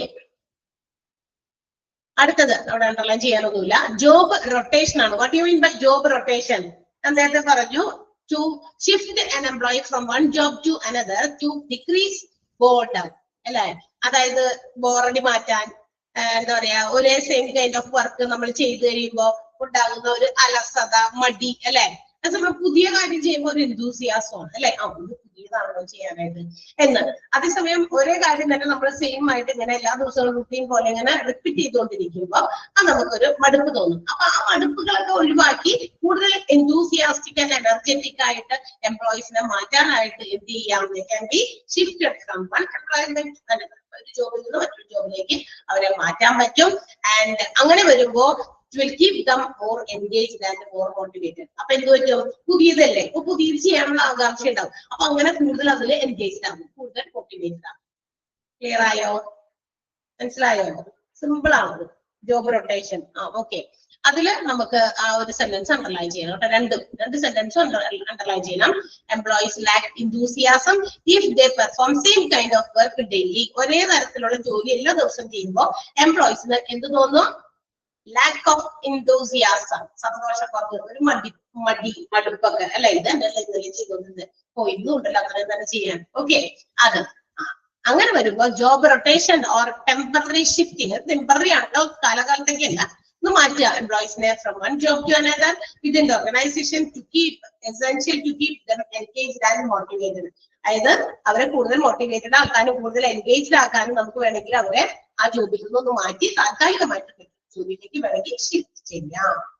അതാണ് job rotation. And next one, training and development ആണ്. On the job training, off the job training നമ്മൾ നേരത്തെ കേട്ടിട്ടുണ്ട് അല്ലെ, ജോബ് മെത്തേഡുകളൊക്കെ അല്ലെ. ഇനി ഓൺ ദ ജോബ് ട്രെയിനിങ്, അത് ജോബില് ഇടയ്ക്കിടയ്ക്ക് വേണ്ട ട്രെയിനിങ്. ഈ ട്രെയിനിങ് അതായത് കമ്പ്യൂട്ടറുമായിട്ടൊക്കെ ബന്ധപ്പെടുത്തി സോഫ്റ്റ്വെയർ ഒക്കെ ഉപയോഗിച്ചിട്ടുള്ള ട്രെയിനിങ് പ്രോഗ്രാംസ്, വർക്ക് റിലേറ്റഡ് ആയിട്ട് ട്യൂട്ടോറിയൽസ് എന്ന് വെച്ചാൽ ചിലപ്പോ ഒക്കെ കാണിച്ചൊക്കെ കൊടുക്കേണ്ടി വരും. ഉപകരണങ്ങളൊക്കെ വെച്ചിട്ട് ഇവർക്ക് മനസ്സിലാക്കി കൊടുക്കേണ്ടി വരും. അതാണ് ട്യൂട്ടോറിയൽസ്. പിന്നെ എഡ്യൂക്കേഷണൽ കോഴ്സസ്, ചിലപ്പോൾ അതിന്റെ ചെറിയ കോഴ്സ് പങ്കെടുക്കാൻ പറയും. ഇന്ന് ജോലിയിൽ ഇരിക്കുക തന്നെ ചിലപ്പോൾ എന്തെങ്കിലും പുതിയൊരു മെത്തേഡ് ഓഫ് ജോബ് കൊണ്ടുവന്നു വിചാരിക്കാം. സോ അത് നമുക്കറിയില്ല. അപ്പൊ അങ്ങനെ എത്ര മാസത്തെ ഒരു മാസത്തെ ഒരു ക്ലാസ് ഉണ്ട്, നീ അത് പോയി അറ്റൻഡ് ചെയ്യണം. അങ്ങനെ കേട്ടല്ലേ ജോബിലിരിക്കുമ്പോ ഉണ്ടോ അങ്ങനെ അങ്ങനത്തെ ഏതെങ്കിലും തരത്തിലുള്ള ജോലി അറിയാമോ? ഇതിന്റെ ക്ലാസ് ഉണ്ട്, ആ ക്ലാസ്സിന് നിങ്ങൾ അവിടെ പോയിട്ട് ആ ക്ലാസ് അറ്റൻഡ് ചെയ്യണം. അതൊരു 1 month ക്ലാസ് ആണ്. ചിലപ്പോ സാറ്റർഡേ സൺഡേ മാത്രമാണ് അത്തരം ക്ലാസ്. ആ ക്ലാസ് കൂടി അറ്റൻഡ് ചെയ്യണം. അതില്ല അങ്ങനെയൊന്നും ഒരു ഓർഗനൈസേഷൻ നമ്മൾ വർക്ക് ചെയ്തുകൊണ്ടിരിക്കെ ആ വർക്കിൽ ഏതെങ്കിലും തരത്തിലുള്ള പുതിയ കാര്യങ്ങൾ കൊണ്ടുവരുമ്പോൾ അത് എഡ്യൂക്കേഷൻ ആയിട്ടുള്ള കോഴ്സസ് ഉണ്ട്. മേ ബി 6 months ആയിരിക്കാം, 2 months ആയിരിക്കാം, 3 months ആയിരിക്കാം. അങ്ങനെയുള്ള കാര്യങ്ങളൊക്കെ ഉണ്ടെങ്കിൽ അത്, പിന്നെ ഇന്റേൺഷിപ്പ്, ഓക്കെ, ഇതൊക്കെ ഇമ്പോർട്ടന്റ് ആണ്. അതെല്ലാം തന്നെ എന്താ പറയാ ഒരു എംപ്ലോയീസിന്റെ കോമ്പിറ്റൻസി, സ്കിൽ, ടാലന്റ്, ഇതൊക്കെ നോളജ്, ഇതൊക്കെ വർദ്ധിപ്പിക്കാൻ എസെൻഷ്യൽ ആണ്. അപ്പൊ ട്രെയിനിങ് എന്ന് പറയുമ്പോൾ എല്ലാ രീതിയിലും ഓൺ ദ ജോബ് ട്രെയിനിങ്, ഈ ട്രെയിനിങ് പ്രോഗ്രാംസ്, വർക്ക് റിലേറ്റഡ് ആയിട്ടുള്ള പ്രോഗ്രാമുകൾ, അതുപോലെ തന്നെ എന്താ പറയുക എഡ്യൂക്കേഷണൽ കോഴ്സസ്, ഇന്റേൺഷിപ്പ് എക്സെട്ര, ഇതെല്ലാം തന്നെ എസെൻഷ്യൽ ആണ്. ട്രെയിനിങ് ആൻഡ് ഡെവലപ്മെന്റിൽ ഇതെല്ലാം വരും. ക്ലിയർ ആയോ?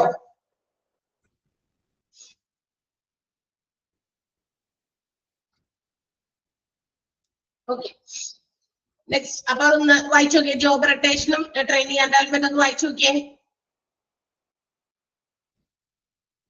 അതിനകത്ത് ആ സെന്റൻസ് അണ്ടർലൈൻ ചെയ്യണം കേട്ടോ. ട്രെയിനിങ് ആൻഡ് ഡെവലപ്മെന്റിലെ ഓൺ ദ ജോബ് ട്രെയിനിങ് മുതൽ നോളജ് ഓഫ് ദ എംപ്ലോയീസ് വരെ അണ്ടർലൈൻ ചെയ്യാം.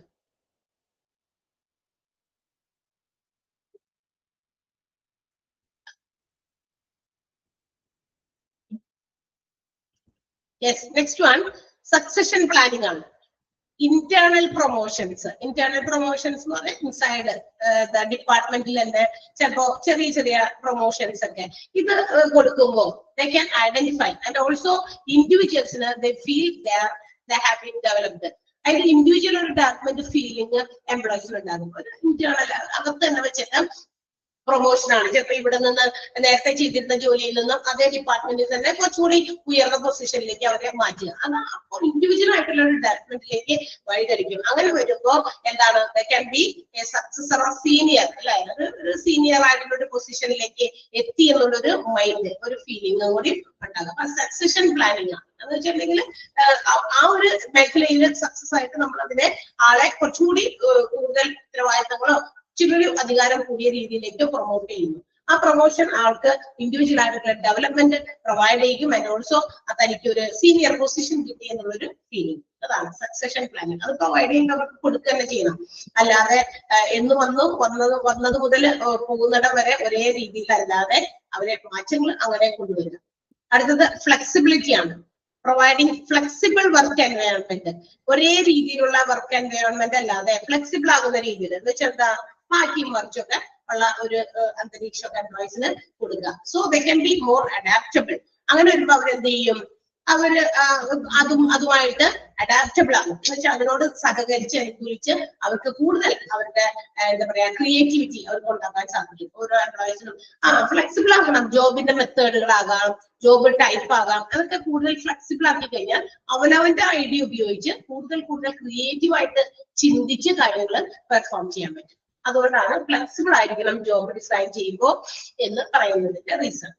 ക്ലിയർ ആയോ? മനസ്സിലായോ? അടുത്തത് റിലേഷൻഷിപ്പ് മാനേജ്മെന്റ് ആണ്. സി, ഒരു പോസിറ്റീവ് വർക്ക് പ്ലേസ് ആണ് employees if they have some ideas and also they can take part in decision making. അതായത് ഓരോ എംപ്ലോയീസിനും അവരവരുടെ ഐഡിയാസ് ഉണ്ടായിരിക്കും. നമുക്കറിയാം എല്ലാ എംപ്ലോയീസും ഏത് ആളുകളാണെങ്കിലും എംപ്ലോയീസ് തന്നെയല്ല, എല്ലാ ആളുകൾക്കും അവരവരുടേതായ ടാലന്റ് ഉണ്ട്, അവരുടെ സ്കിൽ ഉണ്ട്, നോളജ് ഉണ്ട്, ഐഡിയാസ് ഉണ്ട്.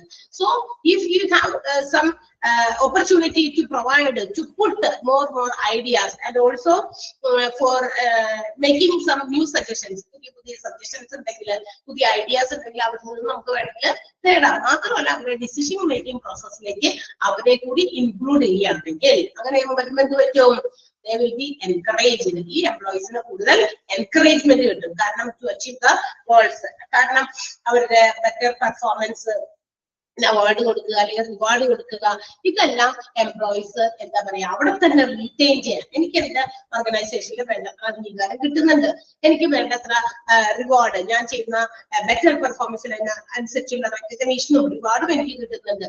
അങ്ങനെ വരുമ്പോ നോ എംപ്ലോയി ടേൺ ഓവർ. അങ്ങനെ വരുമ്പോൾ എന്ത് പറ്റും, എംപ്ലോയീസ് ആരും തന്നെ കൊഴിഞ്ഞു പോകില്ല, അവരെ നമുക്കിവിടെ റീറ്റെയിൻ ചെയ്യാൻ പറ്റും. മനസ്സിലായോ? അപ്പൊ ഒരു പോസിറ്റീവ് വർക്ക് പ്ലേസ് എംപ്ലോയീസിന് പ്രൊവൈഡ് ചെയ്യണം to express their ideas and also to take part in the decision making process. Okay, അതൊന്ന് അണ്ടർലൈൻ ചെയ്യാം. Relationship management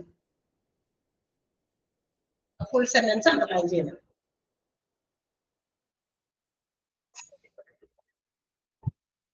And the next point and the last one, self-motivation ആണ്. Nothing can be effective if the employee is not self-determined and motivated. അതായത് ഒരു ജോലി ചെയ്യുമ്പോൾ ഞാൻ സ്വമേധയാ ചിന്തിക്കണം, എനിക്കിത് ഇന്ന് നല്ല 100% റിസൾട്ട് കൊണ്ടുവരുന്ന രീതിയിൽ ചെയ്യണം എന്നെല്ലാം എനിക്ക് തന്നെ വരണം അല്ലെ. എനിക്ക് തന്നെ തോന്നണം, ഞാൻ തന്നെ സെൽഫ് മോട്ടിവേറ്റഡ് ആകും, ഞാൻ തന്നെ മോട്ടിവേറ്റ് ചെയ്ത് ആ ജോലി പെർഫോം ചെയ്യണം അല്ലെ. അപ്പൊ അതിന് വേണ്ട ഏറ്റവും പ്രധാനപ്പെട്ട കാര്യം സെൽഫ് മോട്ടിവേഷൻ ആണ്. അത് നമ്മുടെ ഉള്ളിൽ നിന്ന് വരേണ്ടതാണ്, അല്ലാതെ ആർക്കും അത് പുറത്തുനിന്ന് നമുക്ക് അതിനെ ഹെൽപ്പ് ചെയ്യാൻ പറ്റില്ല. ഞാൻ സെൽഫ് മോട്ടിവേറ്റഡ് ആകണം, എനിക്ക് എന്ത് വേണം, ഞാൻ തന്നെ സ്വയം തീരുമാനിക്കണം, എനിക്ക് മോട്ടിവേറ്റഡ് ആകണം, എനിക്ക് നല്ല രീതിയിൽ അത് പെർഫോം ചെയ്യണം എന്നുള്ള ആ സെൽഫ് മോട്ടിവേഷൻ എനിക്ക് ഉള്ളിൽ നിന്നാണ് വരുന്നത്. അത് പുറത്തുനിന്ന് ഒരു വ്യക്തിക്ക് എനിക്ക് തരാൻ പറ്റില്ല. സോ അത് ഇഫക്റ്റീവ് ആകണം എന്നാണ് പറയുന്നത്. അതും ഇഫക്റ്റീവ് ആയാല് നമ്മുടെ ഓർഗനൈസേഷന്റെ സക്സസിലേക്കാണ് അത് ലീഡ് ചെയ്യുക. കാരണം ഓരോ എംപ്ലോയീസും അങ്ങനെ തിങ്ക് ചെയ്താലോ, I should be motivated, self motivation, ഞാൻ തന്നെ എന്നെ മോട്ടിവേറ്റ് ചെയ്ത് അങ്ങനെ ഓരോ എംപ്ലോയീസും ചിന്തിച്ചാലോ, അപ്പൊ വേറെ ആരുടെയും അവിടെ ഇത് ആവശ്യമില്ല, ഇന്തരം തള്ളലും അല്ലെ. അങ്ങനെ വരുമ്പോ അത് കൂടുതൽ നല്ല റിസൾട്ട് ആയിരിക്കും തരിക. അതാണ് പറയുന്നത് സെൽഫ് മോട്ടിവേഷൻ. ഓക്കെ, മനസ്സിലായോ? അപ്പൊ ഇതൊക്കെയാണ് നമ്മളുടെ ഒരു ടാലന്റ് മാനേജ്മെന്റിന് വേണ്ടിയിട്ടുള്ള ഇനീഷ്യേറ്റീവ്സ്. അപ്പൊ ഇത്രയും കാര്യങ്ങളൊക്കെ കൃത്യമായിട്ട് ഓർഗനൈസേഷൻ മനസ്സിലാക്കി പ്രവർത്തിച്ചാൽ എന്തിലേക്ക് ലീഡ് ചെയ്യും? അത് it will lead to the success of the ഓർഗനൈസേഷന്റെ വിജയത്തിലേക്കായിരിക്കും. കുറച്ച് സെന്റൻസ് ഞാൻ അണ്ടർലൈൻ ചെയ്യാൻ പറഞ്ഞിട്ടുണ്ട്. ബാക്കിയുള്ളതെല്ലാം തന്നെ ആ ബോക്സിനകത്ത് കിടക്കുന്നുണ്ട്. ബോക്സിലുള്ളതെല്ലാം തന്നെ ഇമ്പോർട്ടന്റ് ആണ്. ക്ലിയർ ആയോ? ഒന്ന് വായിച്ചു നോക്കാമോ? ആ എല്ലാ പോയിന്റും ഒന്നുകൂടി ഒന്ന് റെഫർ ചെയ്ത് പോയേ, ഒറ്റ പ്രാവശ്യം ഒന്ന് റെഫർ ചെയ്യാമോ?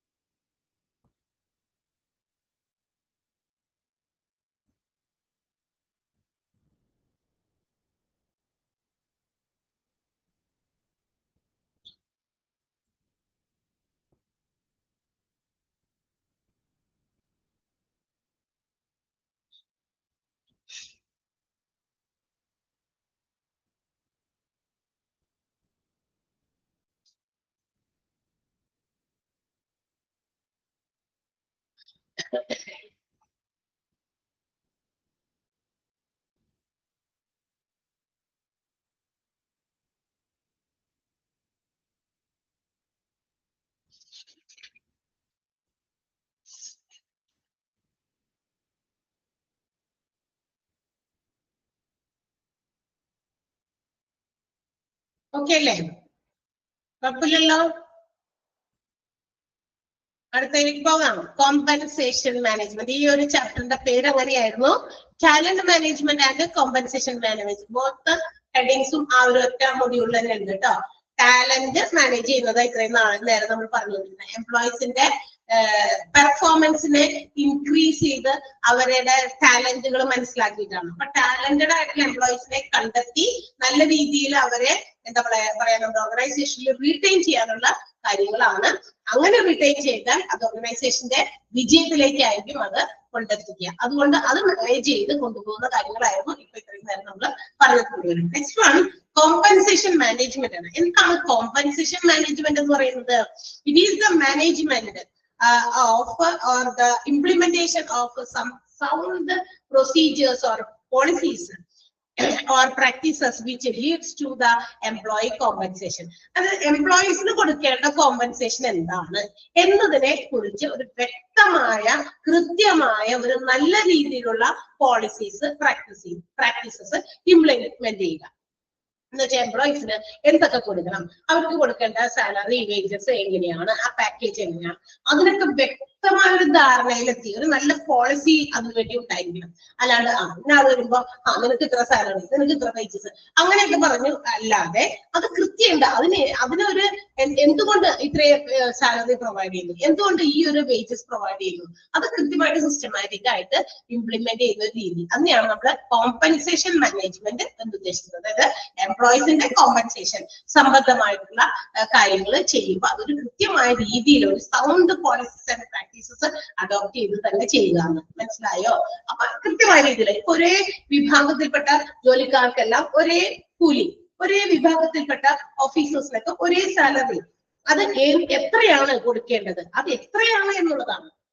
എത്ര കൊടുക്കണം, ഇന്ന റേഞ്ചിൽ കൊടുക്കണം. അവരുടെ ജോലി, അവർക്ക് കൊടുത്തിരിക്കുന്ന ജോലി, അതിന് പ്രൊപ്പോർഷനേറ്റ് ആയിട്ടുള്ള സാലറി അതൊക്കെ ആണോ എന്നൊക്കെ നോക്കിയിട്ട് അതിന് വേണ്ടിയിട്ട് ഒരു സിസ്റ്റം, ഒരു പോളിസി ഉണ്ടാക്കി കൃത്യമായിട്ട് അത് ഇംപ്ലിമെന്റ് ചെയ്യുക. അതിനെയാണ് നമ്മൾ കോമ്പൻസേഷൻ മാനേജ്മെന്റ് എന്ന് പറയുന്നത്. See, it's a systematic and scientific approach. എംപ്ലോയീസിന് കൃത്യമായ രീതിയിൽ അവരുടെ കോമ്പൻസേഷൻ കൊടുക്കാൻ വേണ്ടിയിട്ട് ഒരു പ്രത്യേക രീതിയിൽ അല്ലെങ്കിൽ ഒരു ശാസ്ത്രീയമായ രീതിയിൽ എംപ്ലോയീസിന് വളരെ ഫെയർ ആയിട്ടുള്ള, ഇക്വിറ്റബിൾ ആയിട്ടുള്ള, ലോജിക്കൽ ആയിട്ടുള്ള രീതിയിൽ അവർക്ക് എങ്ങനെ അവരുടെ പേയ്മെന്റ് റിവാർഡ് കൊടുക്കാൻ പറ്റും, കോമ്പൻസേഷൻ കൊടുക്കാൻ പറ്റും. അതിന്റെ ഒരു ആപ്ലിക്കേഷൻ ആണ് കോമ്പൻസേഷൻ മാനേജ്മെന്റ് എന്ന് പറയുന്നത്. മനസ്സിലായോ? കോമ്പൻസേഷൻ മാനേജ്മെന്റ് എന്ന് പറഞ്ഞാൽ ഓരോ എംപ്ലോയീസിനും അവർക്ക് കൊടുക്കുന്ന ജോലി ഫെയർ ആയിരിക്കണം, അല്ലെ? ഒരു എന്താ പറയാ ഫെയർ വേജസ് എന്ന് പറഞ്ഞു കഴിഞ്ഞാൽ അനുകൂലമായ വേജസ്, അല്ലെ? നല്ല രീതിയിലുള്ള വേജസ്, ഇക്വിറ്റബിൾ, ആരോടും ഒരു ഇതുമില്ലാതെ സമത്വ രീതിയിലുള്ള വേജസ്. ഒരേ വിഭാഗത്തിൽപ്പെട്ട ആളുകൾക്ക് ഒരേ രീതിയിലുള്ള സാലറി. ഇവൻ ഇന്നതായതുകൊണ്ട് ഇവൻ ഇന്നതായതുകൊണ്ട് പണ്ടൊക്കെ ഉണ്ടായിരുന്നു അങ്ങനെ, അല്ലെ? കൂലി കൊടുക്കുമ്പോ സ്ത്രീകൾക്ക് ഒരു വിഭാഗത്തിന്, സ്ത്രീകൾ എന്ന് പറയുന്ന വിഭാഗത്തിന് ഇത്ര രൂപ, അതിനേക്കാൾ കുറച്ച് കൂടുതലായിരിക്കും പുരുഷ വിഭാഗത്തിന് കൊടുക്കുന്ന. ഒരേ ജോലിയാണ് ചെയ്യുന്നത്, പക്ഷെ അവിടെ ആ ഒരു വേജസ് കൊടുക്കുന്ന രീതിയിൽ അവിടെ ഒരു ഡിസ്ക്രിമിനേഷൻ പണ്ടൊക്കെ നിലനിന്നിരുന്നു. കാരണം പെണ്ണുങ്ങളാകുമ്പോൾ അതിന് വലിയ ചെലവൊന്നുമില്ല. പണ്ടത്തെ ആണുങ്ങളാണെന്നൊക്കെ പറയുമ്പോൾ നമുക്കറിയാം അവർക്ക് അവരുടേതായ പേഴ്സണൽ ചെലവുകളൊക്കെ ഉണ്ടായിരുന്നു, അല്ലെ? ഇപ്പൊ അതൊക്കെ ഒരുപാടൊക്കെ മാറി മാറ്റങ്ങൾ കൊണ്ടുവന്നു. ഇപ്പൊ ഇക്വിറ്റി എന്ന് പറയുന്നത് സമത്വത്തിലേക്ക് വന്നു കഴിഞ്ഞപ്പോ ഇക്വാലിറ്റി എന്ന് പറയുന്നതിന് പ്രാധാന്യമുണ്ട്. ഒരു റേഞ്ചിൽ ജോലി ചെയ്യുന്നവർക്ക് എല്ലാവർക്കും ഒരുപോലെയുള്ള വേജസോ സാലറിയോ പ്രൊവൈഡ് ചെയ്യുക, അതൊക്കെ കൃത്യമായ രീതിയിൽ പ്രൊവൈഡ് ചെയ്യുക എന്നുള്ള ഒരു അപ്രോച്ചാണ് ഈ കോമ്പൻസേഷൻ മാനേജ്മെന്റ്. ഫസ്റ്റ് സെന്റൻസ് ഒന്ന് അണ്ടർലൈൻ ചെയ്യണേ, രണ്ടാമത്തെ വേണമെന്നില്ല. ഈ ഒരു സെന്റൻസ് അണ്ടർലൈൻ ചെയ്യണം, തുടങ്ങുന്ന ഫസ്റ്റ് സെന്റൻസിനകത്ത്. ഓക്കെ, സോ കോമ്പൻസേഷൻ മാനേജ്മെന്റ് എന്ന് പറയുന്നത് compensation to employees for their work, ജോലി ചെയ്യുന്നതിന് വേണ്ടി കൊടുക്കുന്ന കോമ്പൻസേഷൻ, അതാണ് കോമ്പൻസേഷൻ മാനേജ്മെന്റ്. അതിനെ മാനേജ് ചെയ്യുക. ഇതിനു വേണ്ടിയിട്ട് എന്തിനാണ് ഇവർക്ക് കോമ്പൻസേഷൻ കൊടുക്കണേ? For attaining the organizational goals. ഓർഗനൈസേഷന്റെ ലക്ഷ്യം നേടിയെടുക്കാൻ ജോലി ചെയ്യുന്നവരാണ് ഈ എംപ്ലോയീസ്. അപ്പൊ അവരുടെ കോമ്പൻസേഷൻ നല്ല രീതിയിൽ മാനേജ് ചെയ്യുക എന്നുള്ളതാണ് കോമ്പൻസേഷൻ മാനേജ്മെന്റുമായി ബന്ധപ്പെട്ടിട്ടുള്ളത്. ആ സെന്റൻസ് അണ്ടർലൈൻ ചെയ്യാം. എന്നുവെച്ചാൽ ഓൾട്ടർനേറ്റ് ആയിട്ട് ആദ്യത്തെ സെന്റൻസും അത് കഴിഞ്ഞിട്ടുള്ളതില്ല, അത് കഴിഞ്ഞിട്ടുള്ളതാണ്. അണ്ടർലൈൻ ചെയ്യാം കേട്ടോ. സോ ക്ലിയർലി നമ്മൾ പറയുകയാണെങ്കിൽ കോമ്പൻസേഷൻ മാനേജ്മെന്റ് എന്ന് പറയുന്നത് designing and implementing total compensation package. എംപ്ലോയീസിന് കൊടുക്കുന്ന കോമ്പൻസേഷന്റെ ആ ഒരു പാക്കേജ് കൃത്യമായിട്ട് ഡിസൈൻ ചെയ്യുക, ഇംപ്ലിമെന്റ് ചെയ്യുക എന്നാണ് ഇതിനെ ചുരുക്കി നമുക്ക് പറയുന്നത്. വളരെ സിമ്പിൾ സെന്റൻസ് ആയിട്ട് പറയുകയാണെങ്കിൽ കോമ്പൻസേഷൻ മാനേജ്മെന്റ് എന്ന് പറയുന്നത് is concerned with designing and implementing total compensation package. മൊത്തത്തിലുള്ള പാക്കേജ് ഡിസൈൻ ചെയ്യുക, അത് ഇംപ്ലിമെന്റ് ചെയ്ത്, ഡിസൈൻ ചെയ്ത് മാത്രം വെച്ചിട്ട് കാര്യമില്ല, അത് എന്നിട്ട് നടപ്പിലാക്കണം. ഇത്രയൊക്കെയാണ് സാലറി വന്നേക്കണം, ഇത് salary plus PA plus BA ഇങ്ങനെ കുറെ സാധനം ഇട്ട് വെച്ചിട്ടുണ്ട്, പ്ലസ് ഒക്കെ ഇട്ട്. പക്ഷെ സാലറി ബേസിക് ആയിട്ടുള്ളത് മാത്രമേ കിട്ടുന്നുള്ളൂ, ബാക്കിയൊന്നും കിട്ടുന്നില്ല. അങ്ങനെ പാടില്ല. ഡിസൈൻ ചെയ്യുകയും and also it should be implemented, അത് നടപ്പിലാക്കുകയും ചെയ്യണം. അതാണ് കോമ്പൻസേഷൻ മാനേജ്മെന്റ്. ഓക്കെ, ഇതിന് നമ്മൾ മറ്റു പേര് പറയുന്നുണ്ട്, വേജ് ആൻഡ് സാലറി അഡ്മിനിസ്ട്രേഷൻ എന്നും പറയും, റെമ്യൂണറേഷൻ മാനേജ്മെന്റ് എന്നൊക്കെ പേരുണ്ട് കേട്ടോ. Different names for compensation management: wage and salary administration, remuneration management. അതുകൂടി അണ്ടർലൈൻ ചെയ്യാം. ഇറ്റ് ഈസ് കൺസേൺഡ് എന്നാണ് ഐറ്റ് മാറ്റി അവിടെ ഇങ്ങനെ കോമ്പൻസേഷൻ മാനേജ്മെന്റ് എന്ന് ചേർത്ത് വായിക്കണേ. ഒബിയസ്ലി എന്ന് പറഞ്ഞ് കിടക്കുന്ന ഭാഗം കണ്ടോ, അതിൽ ഇറ്റ് ഈസ് എന്നാണ്. ഇറ്റ് നോക്കിയല്ല ക്വസ്റ്റ്യൻ വരിക. ഇറ്റ് എന്ന് പറയുന്നത് it represents compensation management. And അടുത്ത വരിയിലും it is also known as ഉണ്ട്. It is also known as അല്ല, ഇറ്റിനെ അറിയപ്പെടുന്നതല്ല. Compensation management is also known as wage and salary administration അല്ലെങ്കിൽ റെമ്യൂണറേഷൻ മാനേജ്മെന്റ്. മനസ്സിലായോ? അത്ര വരെ ഒരു definition which is given by Cascio 1995 അദ്ദേഹം പറയുന്നത് കോമ്പൻസേഷൻ എന്ന് പറയുന്നത് ഇതാണ്: compensation includes direct cash payments. എന്ന് വെച്ചാൽ ഒരു എംപ്ലോയിക്ക് കൊടുക്കുന്ന കോമ്പൻസേഷൻ എന്ന് പറഞ്ഞാൽ ഡയറക്റ്റ് ആയിട്ട് ആൾക്ക് കൊടുക്കുന്ന ക്യാഷ് പേയ്മെന്റ്, ക്യാഷ് ആയിട്ട് കൊടുക്കുന്ന payment, and indirect payments in the form of employees benefit. എംപ്ലോയീസിന് മറ്റു രീതിയിലുള്ള ബെനിഫിറ്റുകൾ പ്രൊവൈഡ് ചെയ്യുന്ന ഇൻഡയറക്റ്റ് പേയ്മെന്റ്, ഇൻസെന്റീവ്സ്, അത് എന്തിനു വേണ്ടിയിട്ടാണ് ഇൻസെന്റീവ്സും അതുപോലെ തന്നെ ഇൻഡയറക്ട് പേയ്മെന്റ് ഒക്കെ കൊടുക്കുന്നത് ടു ഇനീഷ്യേറ്റ് മോട്ടിവേറ്റ് എംപ്ലോയീസിന് കൂടുതൽ പ്രൊഡക്ടിവിറ്റി ഇൻക്രീസ് ചെയ്യാനുള്ള ഒരു മോട്ടിവേഷൻ ആണ്.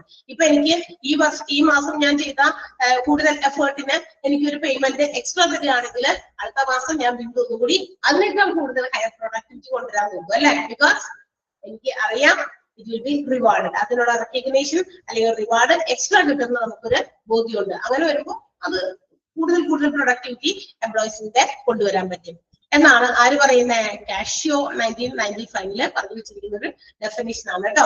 So you have to underline that definition also. ഡെഫിനിഷനിൽ വള്ളിപുള്ളി മാറ്റങ്ങൾ വരുന്നത് നമുക്ക് അധികാരമില്ല, അതുകൊണ്ട് അത് അവർ തന്നെ എഴുതി വെച്ചിരിക്കുന്നതാണ്. അതുകൊണ്ടാണ് അത് ഇൻവെർട്ടഡ് കോമയില് ഡബിൾ ഇൻവെർട്ടഡ് കോമയില് സ്റ്റേറ്റ് ചെയ്തിരിക്കുന്നത്. അപ്പോ ഇറ്റ്സ് വെരി ഇമ്പോർട്ടന്റ്, അത് ഒന്ന് അണ്ടർലൈൻ ചെയ്തേക്കാം. ഓക്കെ, കോമ്പൻസേഷൻ മാനേജ്മെന്റിന്റെ ഒരുപാട് കോൺസെപ്റ്റുകൾ ഇനി നമുക്ക് പഠിക്കാനുണ്ട്, നമ്മൾ അടുത്ത ക്ലാസ്സിൽ പറയുന്നുള്ളൂ. ഓക്കെ, മതിയില്ലേ? അടുത്ത ക്ലാസ്സിൽ പറഞ്ഞ പോലെ വിളിച്ചോളൂ. നമ്മള് ഒരു കാര്യം പോലും പറയാനായിട്ട് സമയം ഉണ്ടാവില്ല. ഓക്കെ, അപ്പൊ ഇത്ര വരെ നന്നായിട്ട് വായിച്ച് മനസ്സിലാക്കി പഠിക്കുക, അണ്ടർലൈൻ ചെയ്തതൊക്കെ നന്നായി പഠിക്കണം. ഈ ഒരു കോമ്പൻസേഷൻ മാനേജ്മെന്റിൽ ഏതൊക്കെ അണ്ടർലൈൻ ചെയ്യാൻ പറഞ്ഞത് അറിയാലോ.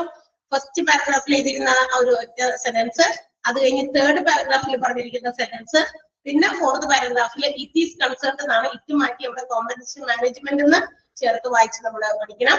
ആൻഡ് അടുത്തത് ആ ഒരു ഡെഫിനിഷൻ. മനസ്സിലായത്? എല്ലാം ഇമ്പോർട്ടന്റ് ആണ്. കഴിഞ്ഞ 2 പേജിൽ നമുക്ക് അധികം ഇമ്പോർട്ടന്റ് ആയിട്ടുള്ളത് മാർക്ക് ചെയ്യാനൊന്നും ഉണ്ടായില്ല. ഓക്കെ, സോ അത് വായിച്ചൊക്കെ പഠിച്ചിട്ട് നമുക്ക് അടുത്ത ദിവസം കാണാം. Okay, see you, bye, thank you. Okay, thank U.